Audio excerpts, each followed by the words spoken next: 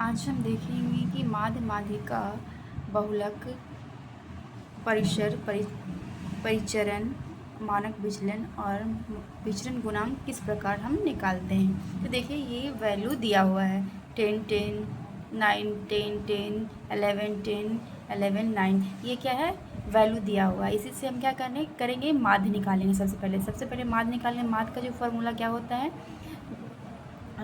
Some of total number, जितना भी number दिया हुआ उसका हम योग निकालेंगे। उसके बाद टोटल नंबर जितना भी नंबर है वो लिखेंगे, ठीक है।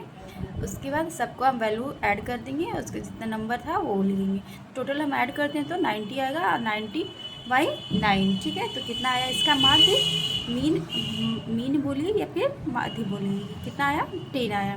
अब देखिए माध्य का जब हमें निकालना होता है तो जितना भी वैल्यू दिया हुआ होता है तो उसको हम क्या करते हैं, पहले उसको असेंडिंग ऑर्डर या फिर डिसेंडिंग ऑर्डर में, बढ़ते क्रम या फिर घटते क्रम में उसको हम अरेंज कर लेते हैं। अरेंज करने के बाद हम देखते हैं कि अगर जो इवन वैल्यू रहता है, इवन नंबर रहता है तो क्या रहेगा, बीच का जो भी 2 रहेगा उसको हम ऐड करके बाई 2 कर देंगे, ठीक है। अगर ऑड नंबर रहता है, विषम संख्या रहती है, तो बीच वाला जो रहेगा वो हमारा क्या होगा, माध्यिका होगा, ठीक है। तो ये क्या है, ऑड नंबर वाला था क्योंकि 9 इसका नंबर था, तो 9 है तो 4 इधर से बांट देंगे, 4 इधर से बांट देंगे, जो बीच वाला बचेगा वो क्या होगा, हमारा माध्यिका हो जाएगा, ठीक है। उसके बाद बहुलक में क्या होता है, जो संख्या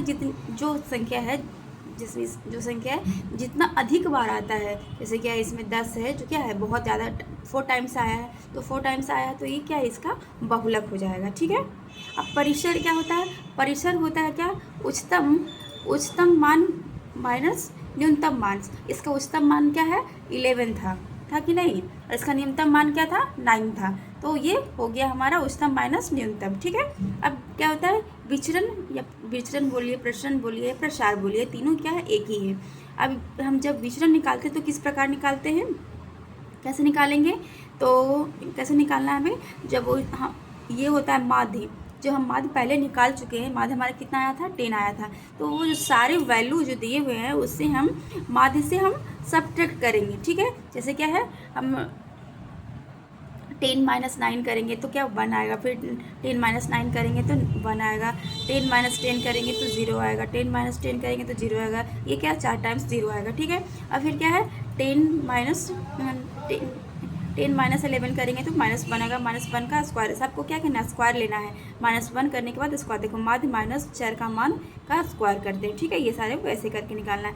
इन सबको जोड़ेंगे, क्या ऊपर में 4 आएगा, नीचे में कितना है, 9 है कि जितनी संख्या लिया गया है वो उसको लिखेंगे, ठीक है। तो इसका मान आया, विचरण क्या आया, 4/9 आया, ठीक है।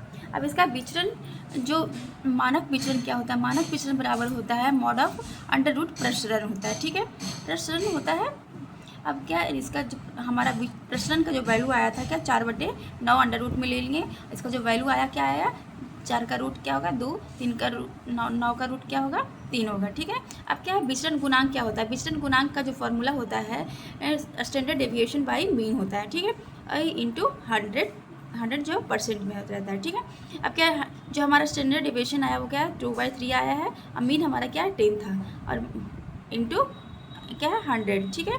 अब इसको हम वैल्यू डाल के इसको सॉल्व करेंगे तो कितना आएगा 20/3 आएगा। इसको जब हम इसको फ्रैक्शन में लिखेंगे तो क्या होगा 6.66 आएगा, ये हमारा वैल्यू हो गया, ठीक है।